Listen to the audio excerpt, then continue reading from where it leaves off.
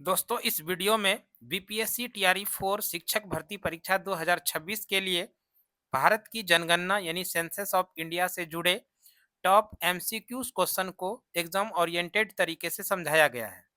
जनगणना से संबंधित प्रश्न साथ में स्टैटिक जीके, इंडियन पॉलिटी और भारतीय राष्ट्रीय आंदोलन से जुड़े सामाजिक तथ्यों को जो बार बार परीक्षा में पूछे जाते हैं उन सभी को कवर किए हैं। हमें उम्मीद है ये वीडियो आप लोगों को निश्चित रूप से पसंद आएगा। प्रश्न दिया गया है, कुल जनसंख्या में अनुसूचित जातियों का उच्चतम अनुपात है। यानी प्रश्न है कि कुल जनसंख्या में सबसे ज्यादा अनुसूचित जातियों का जो अनुपात है वो किस राज्य में, तो ये अनुपात है पंजाब में। और पंजाब देखिए ऑप्शन डी में है, तो इस प्रश्न का जो सही आंसर होगा वो हो जाएगा option D is the right answer. अगला प्रश्न है, कुल जनसंख्या में अनुसूचित जनजातियों का उच्चतम अनुपात है। यहाँ पर जो प्रश्न पूछ रहा है कि कुल जनसंख्या में अनुसूचित जनजातियों का जो उच्चतम संख्या है यानी अनुपात वो है लक्षद्वीप में। और लक्षद्वीप देखिए ऑप्शन बी में है, तो प्रश्न का जो सही आंसर होगा वो हो जाएगा option B is the right answer. अगला प्रश्न है, भारत की कुल जनसंख्या में अनुसूचित जनजाति आबादी का योगदान है। भारत की कुल जनसंख्या में अनुसूचित जनजाति आबादी का जो योगदान है उसका प्रतिशत बताना है, तो प्रतिशत है 8.6%। 8.6% देखिए ऑप्शन सी में है, तो इस प्रश्न का सही आंसर होगा option C is the right answer. अगला प्रश्न है, भारत की कुल जनसंख्या में अनुसूचित जाति में जनसंख्या का योगदान है। प्रश्न है कि भारत की कुल जनसंख्या में अनुसूचित जाति की जनसंख्या का योगदान कितना प्रतिशत है, तो ये 16.6%। और 16.6% देखिए ऑप्शन सी में, तो प्रश्न का सही आंसर हो जाएगा option C is the right answer. अगला प्रश्न है, भारत में प्रभावित साक्षरता दर की गणना की जाती है। प्रश्न सीधा सा है कि भारत में जो प्रभावित साक्षरता दर है इसकी गणना किस आधार पर किया जाता है, तो इसका गणना किया जाता है 7 वर्ष की उम्र से ऊपर की जनसंख्या से। 7 वर्ष की ऊपर की जनसंख्या को साक्षरता दर के अंदर गणना की जाती है। और यहाँ पर ऑप्शन डी में है 7 वर्ष की उम्र से ऊपर की जनसंख्या, तो प्रश्न का सही आंसर हो जाएगा option D is the right answer. अगला प्रश्न है, 2011 की जनगणना के अंतिम आंकड़ों के अनुसार भारत की औसत साक्षरता प्रतिशत है। 2011 की जनगणना के अंतिम आंकड़ों के अनुसार भारत की औसत साक्षरता दर जो है ये है 73%। 73% और 73% देखिए ऑप्शन बी में है, तो प्रश्न का सही आंसर हो जाएगा option B is the right answer. अगला प्रश्न है, 2011 की जनगणना के अनुसार साक्षरता आंकड़ों के विषय में निम्नलिखित में से कौन सा कथन सत्य नहीं है। 2011 की जनगणना के अनुसार साक्षरता आंकड़ों के विषय में कौन सा कथन है जो सत्य नहीं है, तो यहाँ पर जो ऑप्शन डी में है केरल में 100% साक्षरता पाई जाती है, कथन बिल्कुल सत्य नहीं है। तो इस प्रश्न का जो सही आंसर हो जाएगा वो हो जाएगा option D is the right answer. अगला प्रश्न है, पूर्ण साक्षरता हेतु कितने प्रतिशत जनसंख्या को साक्षर होने का न्यूनतम मापदंड निश्चित किया गया है। यहाँ पर प्रश्न पूछा गया है कि पूर्ण साक्षरता हेतु कितने प्रतिशत जनसंख्या को साक्षर होने का न्यूनतम मापदंड निश्चित किया गया है, तो ये प्रतिशत है 90। 90% देखिए ऑप्शन बी में, तो प्रश्न का सही आंसर हो जाएगा option B is the right answer. अगला प्रश्न है, 2011 की जनगणना के अनुसार निम्नलिखित में से कौन सा राज्य साक्षरता के राष्ट्रीय औसत से नीचे है। प्रश्न पूछा गया 2011 की जनगणना के अनुसार निम्नलिखित में से कौन सा राज्य साक्षरता के राष्ट्रीय औसत से नीचे है, तो ये राज्य है ओडिशा। और ओडिशा देखिए ऑप्शन सी में है, तो प्रश्न का सही आंसर हो जाएगा option C is the right answer. अगला प्रश्न है, 2011 में देश के निम्नलिखित राज्यों में किसमें साक्षरता दर सबसे कम थी। 2011 की जनगणना के अनुसार सबसे कम साक्षरता दर वाला जो राज्य है वो है बिहार। और बिहार देखिए ऑप्शन बी में है, तो प्रश्न का सही आंसर हो जाएगा option B is the right answer. अगला प्रश्न है, 2011 की जनगणना के रिपोर्ट के अनुसार किस राज्य में साक्षरता की दर सर्वाधिक है। 2011 की जनगणना के रिपोर्ट के अनुसार किस राज्य में साक्षरता दर सबसे अधिक है। सबसे अधिक साक्षरता दर वाला राज्य है केरल। और केरल देखिए ऑप्शन डी में, तो प्रश्न का सही आंसर हो जाएगा option D the right answer. अगला प्रश्न है 2011 की जनगणना के अनुसार किस राज्य में महिलाओं में साक्षरता दर सबसे कम है? 2011 की जनगणना के अनुसार सबसे कम महिलाओं का जो साक्षरता दर है वो राज्य है बिहार, और राज्य बिहार देखिए ऑप्शन ए में है, तो प्रश्न का सही आंसर हो जाएगा option A the right answer. अगला प्रश्न है 2011 की जनगणना के अनुसार किस केंद्र शासित प्रदेश में साक्षरता प्रतिशत अधिकतम है? 2011 की जनगणना के अनुसार किस केंद्र शासित प्रदेश में साक्षरता प्रतिशत अधिकतम है? तो वो जो केंद्र शासित प्रदेश है वो लक्षद्वीप, और लक्षद्वीप देखिए ऑप्शन डी में, तो प्रश्न का सही आंसर हो जाएगा option D the right answer. अगला प्रश्न है 2011 की जनगणना के अनुसार किस राज्य में महिलाओं की साक्षरता दर सबसे ऊंची है? यानी प्रश्न पूछा गया 2011 की जनगणना के अनुसार किस राज्य में महिलाओं का साक्षरता दर सबसे अधिक है? तो वो राज्य है केरल।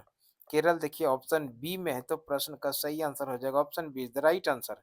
अगला प्रश्न है बिहार में साक्षरता की वर्तमान स्थिति क्या है? बिहार में वर्तमान में जो साक्षरता दर है वो है 61.8%। 61.8% देखिए ऑप्शन डी में है, तो प्रश्न का सही आंसर हो जाएगा option D the right answer. अगला प्रश्न है भारत में सर्वाधिक निरक्षरता वाला राज्य है। भारत में सर्वाधिक निरक्षरता वाला राज्य जो है वो है बिहार, और बिहार देखिए ऑप्शन ए में है, तो प्रश्न का सही आंसर हो जाएगा option A the right answer. अगला प्रश्न है केरल राज्य के उच्च साक्षरता का कारण है। केरल राज्य का उच्च साक्षरता का क्या कारण है? इसका प्रमुख कारण जो है सुविकसित सामाजिक अवसंरचना। सुविकसित सामाजिक अवसंरचना ऑप्शन सी में है, तो प्रश्न का सही आंसर हो जाएगा option C is the right answer. अगला प्रश्न है भारत के दो सर्वाधिक साक्षर राज्य। भारत के दो सर्वाधिक साक्षर राज्य जो है वो है मिजोरम और केरल। मिजोरम और केरल देखिए ऑप्शन डी में है, तो इस प्रश्न का जो सही आंसर होगा वो हो जाएगा option D the right answer. अगला प्रश्न दिया गया है 2011 की जनगणना में साक्षरता ज्ञात करने हेतु किस आयु वर्ग के लोगों को सम्मिलित किया जाता है? 2011 की जनगणना में साक्षरता ज्ञात करने हेतु किस आयु वर्ग के लोगों को जो सम्मिलित किया जाता है? तो 7 वर्ष या उससे अधिक आयु वर्ग के लोगों को। 7 वर्ष या उससे अधिक आयु ऑप्शन सी में है, तो प्रश्न का सही आंसर हो जाएगा option C is the right answer. अगला प्रश्न है जनसंख्या वृद्धि पर अंकुश के लिए देवी रूपक योजना किस राज्य में चलाई जा रही है? जनसंख्या वृद्धि पर अंकुश के लिए देवी रूपक योजना जो चलाई जा रही है ये हरियाणा में चलाई जा रही है, और हरियाणा देखिए ऑप्शन डी में है, तो प्रश्न का सही आंसर हो जाएगा option D is the right answer.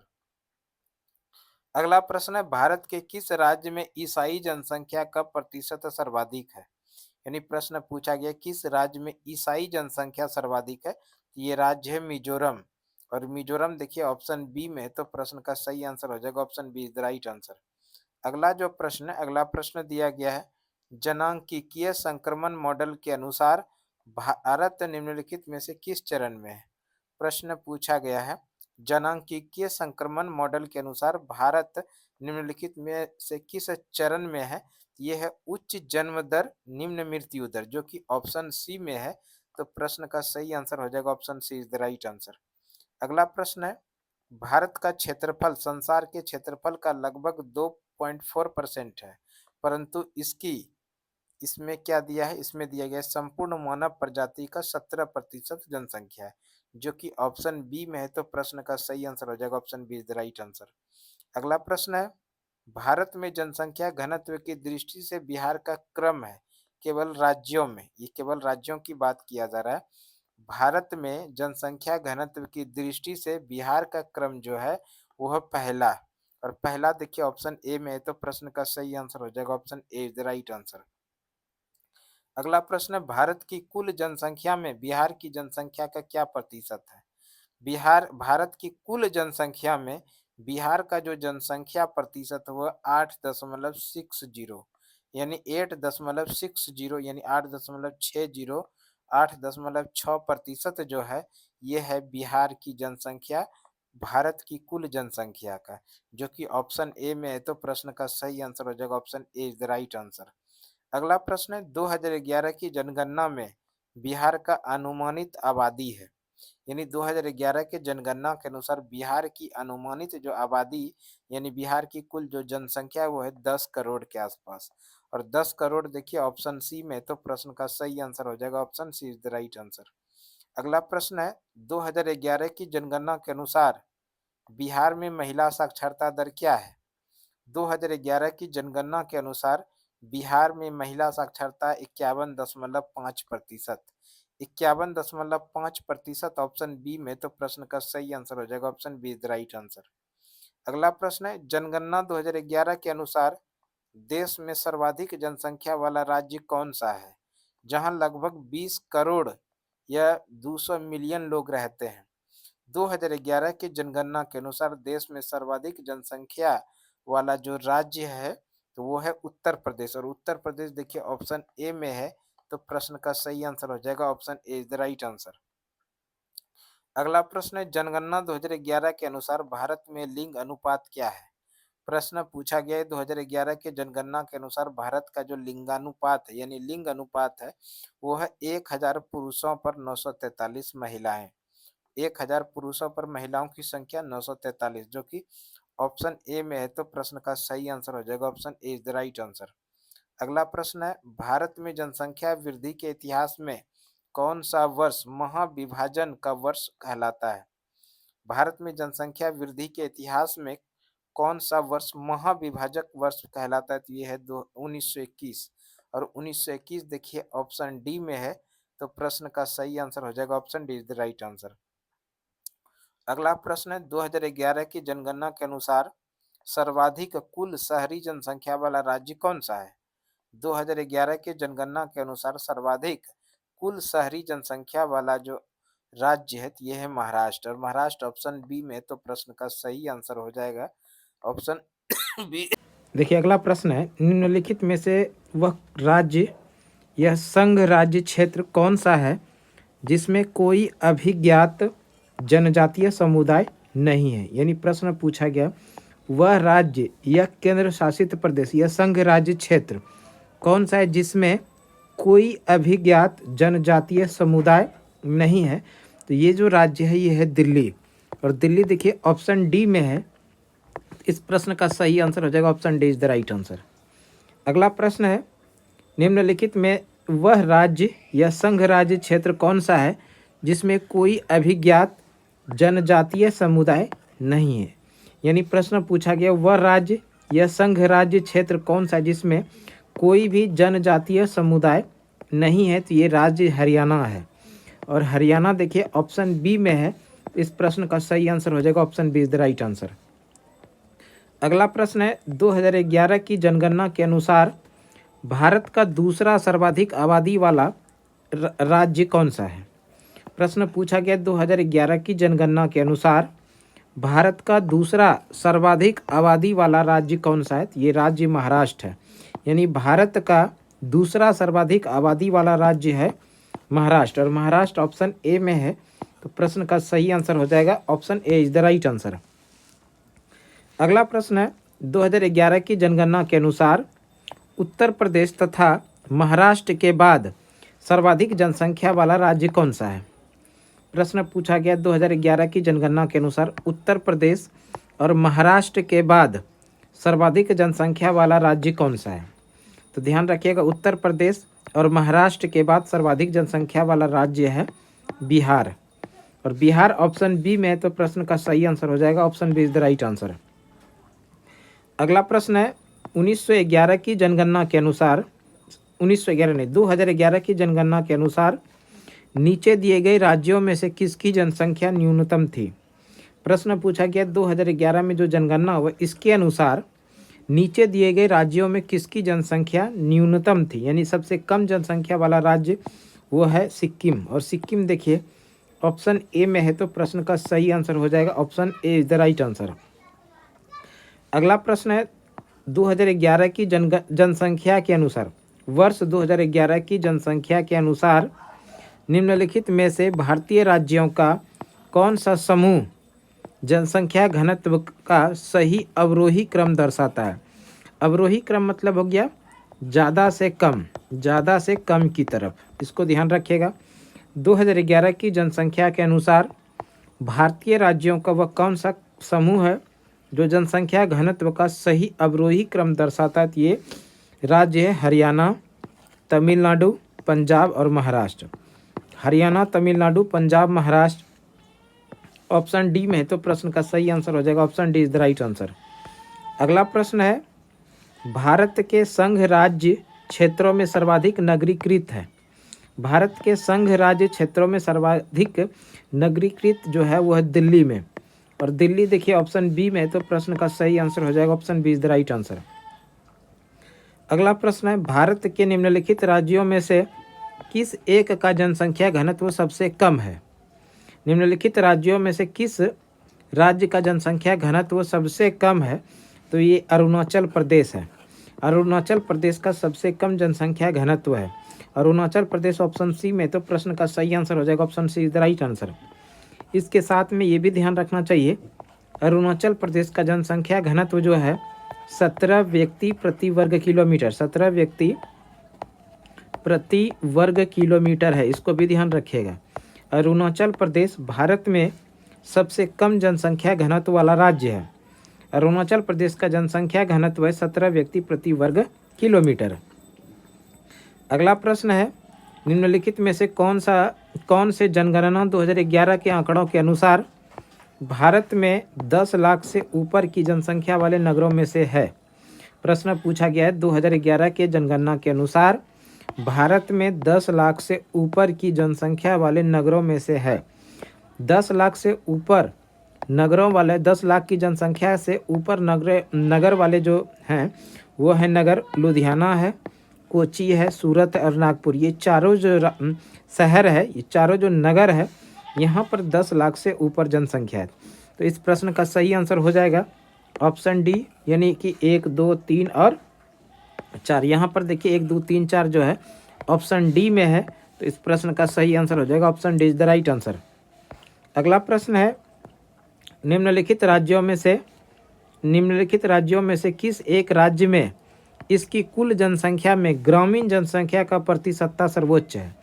और ये जनगणना 2011 के आधार पर प्रश्न पूछा गया, निम्नलिखित राज्यों में से किस एक राज्य में इसकी कुल जनसंख्या में ग्रामीण जनसंख्या का प्रतिशत सर्वोच्च है 2011 की जनगणना के अनुसार?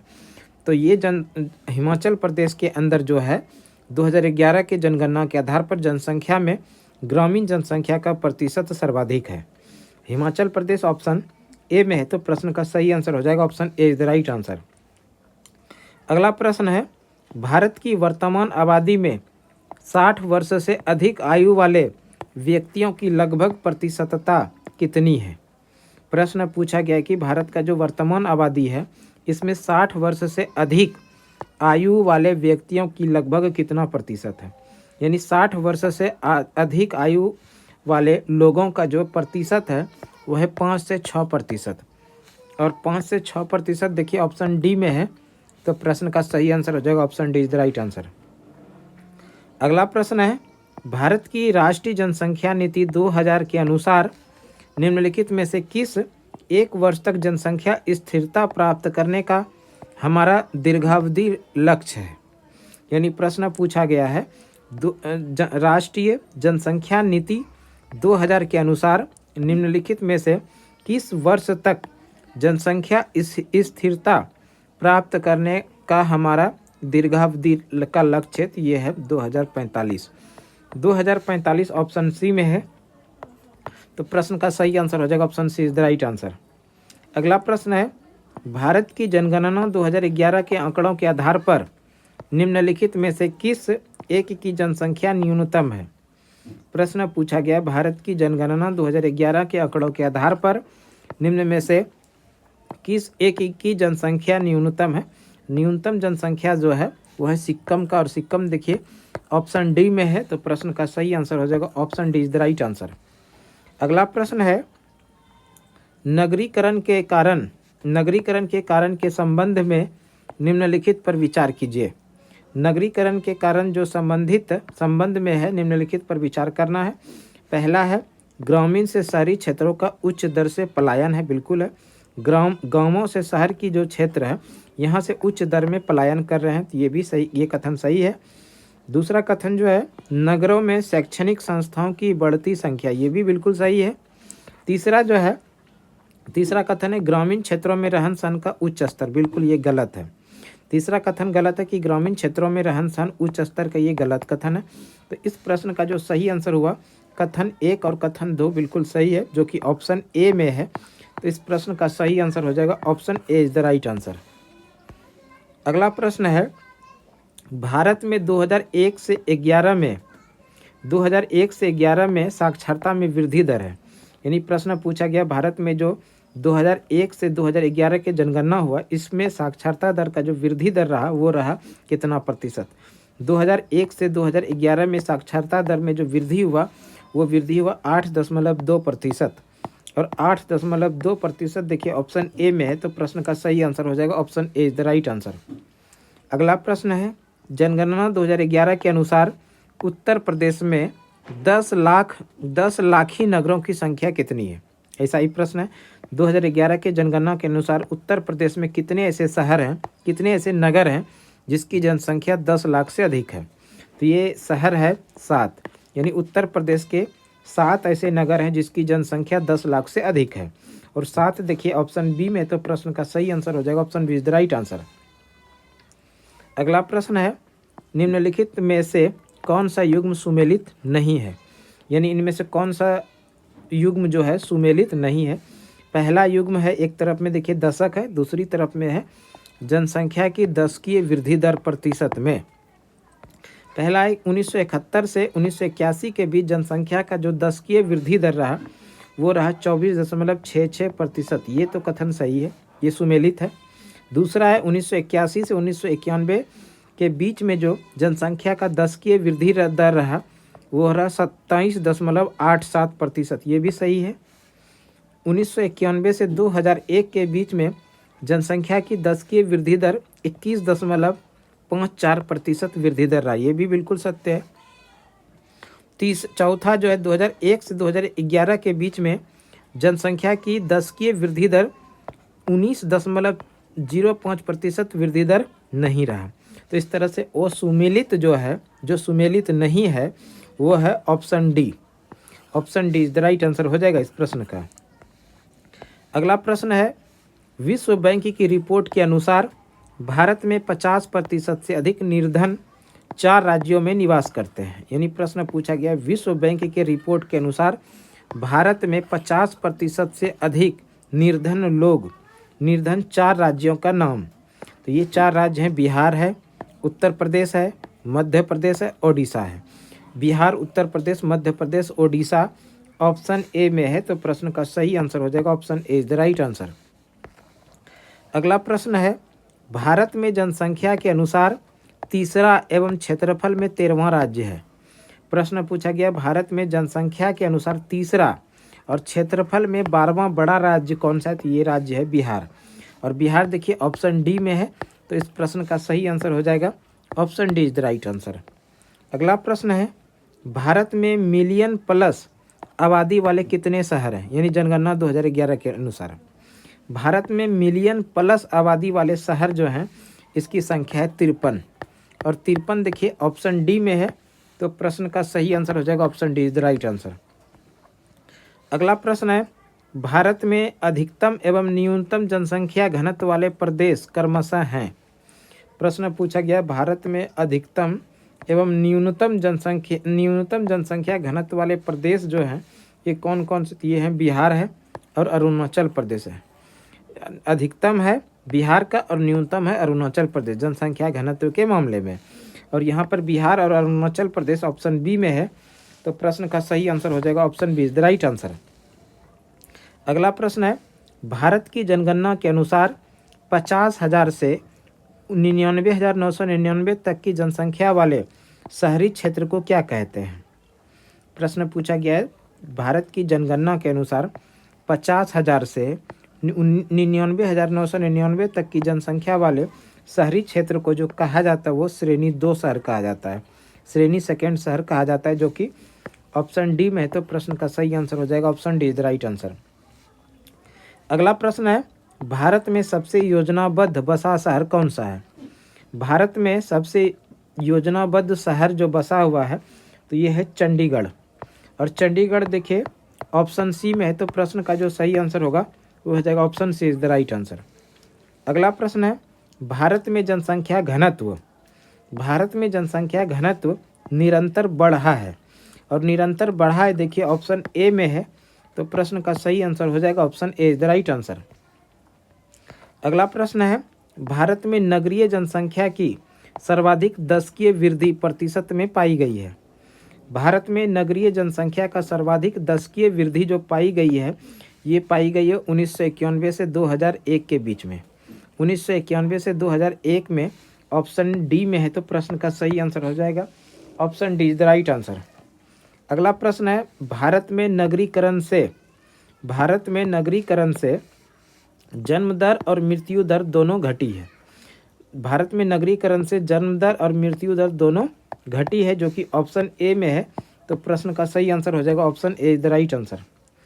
अगला प्रश्न है, भारतीय राज्यों में सर्वाधिक जनजातीय जनसंख्या है। प्रश्न पूछा गया भारतीय राज्यों में सर्वाधिक जनजातीय जनसंख्या जो है ये है मध्य प्रदेश एवं छत्तीसगढ़ में। मध्य प्रदेश एवं छत्तीसगढ़ ऑप्शन सी में है। तो प्रश्न का सही आंसर हो जाएगा option C is the right answer. अगला प्रश्न है, भारत में निम्नलिखित राज्यों को नगरीकरण की दृष्टि से अवरोही क्रम में व्यवस्थित कीजिए।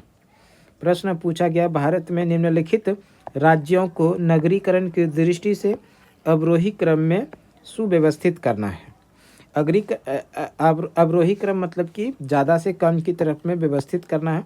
तो इसमें देखिए सबसे पहले जो आएगा महाराष्ट्र आएगा, और महाराष्ट्र देखिए क्रम की बात करें तीसरे स्थान पर है तो 3 आएगा। उसके बाद जो आएगा वो गुजरात आएगा नगरीकरण के मामले में, तो 4 हो जाएगा। उसके बाद जो आएगा तमिलनाडु आएगा, तमिलनाडु दूसरे स्थान पर तो 2 आ जाएगा। उसके बाद आएगा पश्चिम बंगाल। तो ये जो सीरीज बना 3 4 2 1, 3 4 2 1 देखिए ऑप्शन सी में है। तो इस प्रश्न का सही आंसर हो जाएगा option C is the right answer. अगला प्रश्न है, राष्ट्रीय जनसंख्या नीति 2000 के अंतर्गत जनसंख्या में स्थिरता प्राप्त करने का लक्ष्य 2045 से बढ़ाकर कर दिया गया है।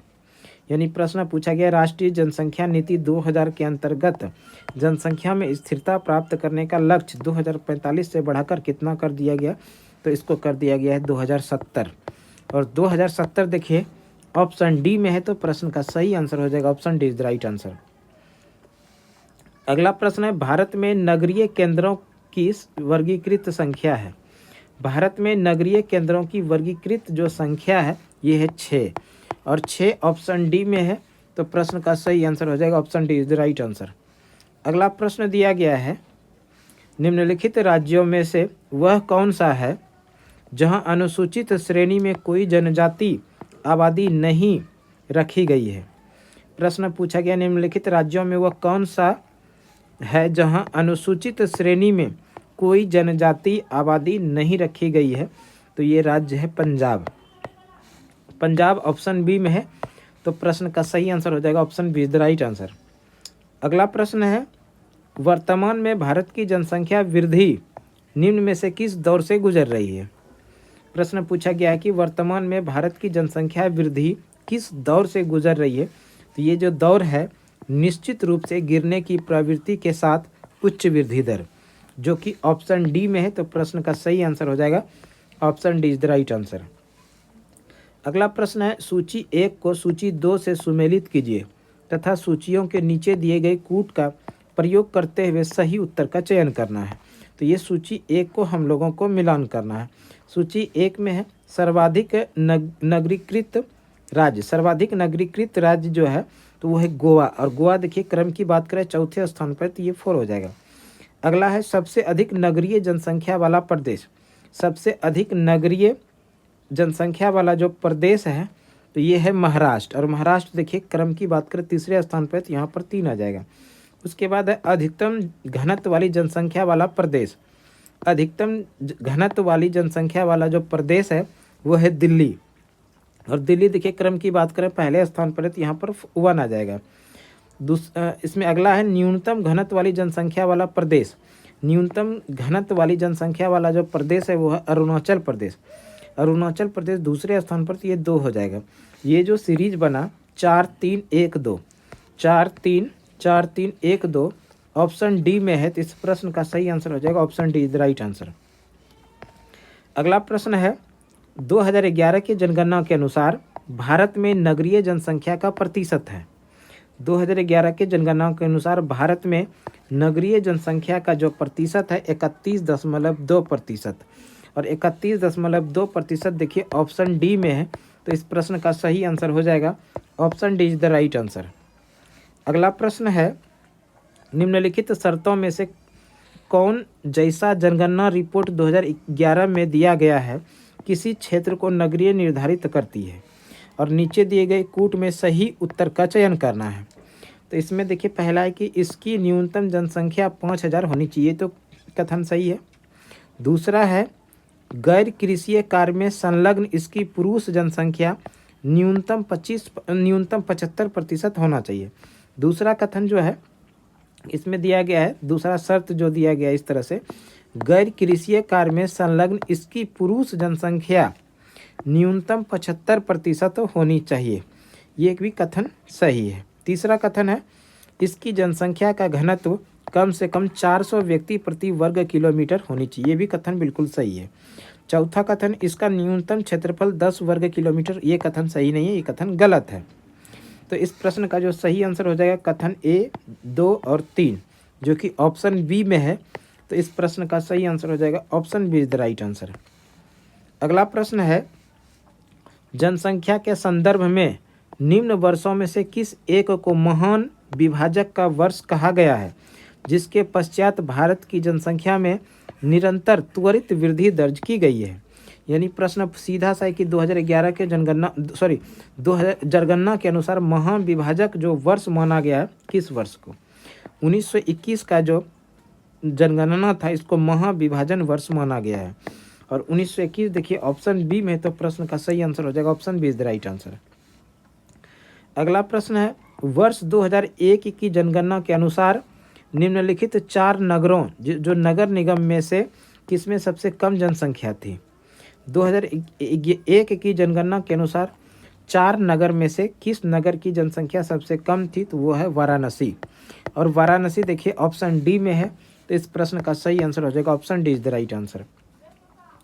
अगला प्रश्न है वर्ष 2011 की जनगणना के आधार पर निम्न राज्य संघीय क्षेत्रों को उनकी जनसंख्या के अवरोही क्रम में व्यवस्थित कीजिए। यानी 2011 की जनगणना के आधार पर जिस राज्यों की संघीय क्षेत्रों की उसकी जनसंख्या को अवरोही क्रम में सजाना थी, अवरोही क्रम होगा पौंडीचेरी, चंडीगढ़, मिजोरम और सिक्किम, जो कि ऑप्शन सी में है, तो इस प्रश्न का सही आंसर होगा option C is the right answer. अगला प्रश्न है निम्नलिखित राज्यों को सन 2011 की जनगणना रिपोर्ट के आधार पर साक्षरता का अवरोही क्रम में लगाइए तथा अंत में दिए गए कूट में से सही उत्तर का चयन कीजिए। यानी कि 2011 की जनगणना के रिपोर्ट के आधार पर साक्षरता का अवरोही क्रम मतलब हो गया ज़्यादा से कम की तरफ को सजाना है। तो इसमें देखिए 4 जो राज्य है इसमें सबसे ज़्यादा जो साक्षरता है वो केरल में, और केरल देखिए क्रम की बात करें पहले स्थान पर, तो इसके सामने 1 हो जाएगा। उसके बाद जो सर्वाधिक साक्षरता वाला राज्य आएगा वो आएगा हिमाचल प्रदेश, और हिमाचल प्रदेश क्रम की बात करें चौथे स्थान पर, तो 4 हो जाएगा। उसके बाद जो आएगा वो आएगा तमिलनाडु तीसरे स्थान पर, तो 3 आ जाएगा। उसके बाद है मणिपुर दूसरे स्थान पर, तो 2 आ जाएगा। ये जो सीरीज बना 1 4 3 2 देखिए ऑप्शन ए में है, तो प्रश्न का सही आंसर हो जाएगा option A is the right answer. अगला प्रश्न है निम्नलिखित भारतीय संघ शासित क्षेत्रों में से किस एक में लिंगानुपात 1000 पुरुषों की तुलना में महिलाओं की संख्या 1000 से ऊपर है। यानी प्रश्न पूछा गया वह संघ शासित प्रदेश का नाम बताना है जिसमें लिंगानुपात सर्वाधिक है, यानी 1000 पुरुषों से महिलाओं की संख्या अधिक है, तो वो है पौंडीचेरी। और पुडुचेरी देखिए ऑप्शन ए में, तो प्रश्न का सही आंसर हो जाएगा option A is the right answer.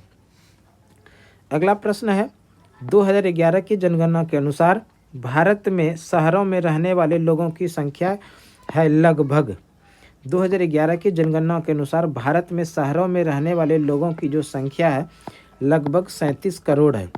और 37 करोड़ देखिए ऑप्शन ए में, तो प्रश्न का सही आंसर हो जाएगा option A is the right answer. अगला प्रश्न है, जनगणना 2011 के अनुसार भारत में स्त्री साक्षरता की दृष्टि से केरल के बाद दूसरा स्थान किस राज्य का है। प्रश्न पूछा गया 2011 के जनगणना के अनुसार भारत में स्त्री साक्षरता की दृष्टि से केरल के बाद दूसरा राज्य कौन सा है। तो ये राज्य है मिजोरम। और मिजोरम देखिए ऑप्शन ए में, तो प्रश्न का सही आंसर हो जाएगा option A is the right answer. अगला प्रश्न है, गांव से छोटे कस्बे और बाद में शहर तक लोगों के जाने का क्या कहते हैं। गांव से छोटे कस्बे और बाद में शहर तक जाने लोगों को जो कहा जाता है, ये कहा जाता है चरणवार प्रवास। चरणवार प्रवास ऑप्शन सी में, तो प्रश्न का सही आंसर हो जाएगा option C is the right answer. अगला प्रश्न है, जनगणना आकलन रिपोर्ट प्रदर्शित करती है कि भारत में विश्व का सबसे युवा देश है। भारत विश्व का सबसे युवा देश है। वर्ष 2020 में भारतीयों की औसत उम्र कितना है। वर्ष 2020 में भारतीयों की औसत उम्र है 29 वर्ष। और 29 वर्ष देखिए ऑप्शन सी में है, तो प्रश्न का सही आंसर हो जाएगा option C is the right answer. तो इस तरह से आज हम लोगों ने इस वीडियो के अंदर राष्ट्रीय जनगणना यानी जनगणना 2011 से संबंधित महत्वपूर्ण प्रश्न जो कि आपके एग्जाम पॉइंट ऑफ व्यू से इम्पोर्टेंट हो सकता है, इस वीडियो के अंदर कवर किया। हमें उम्मीद है ये वीडियो आप लोगों के लिए आने वाले दिनों में जो एग्ज़ाम होगा तो निश्चित रूप से उसके पॉइंट ऑफ व्यू से इम्पोर्टेंट हो सकता है। तो आज की क्लास हम लोग इतना ही रहने देते हैं। अगले क्लास में फिर से आप लोगों के साथ मिलते हैं। तब तक के लिए धन्यवाद। जय हिंद, वंदे मातरम।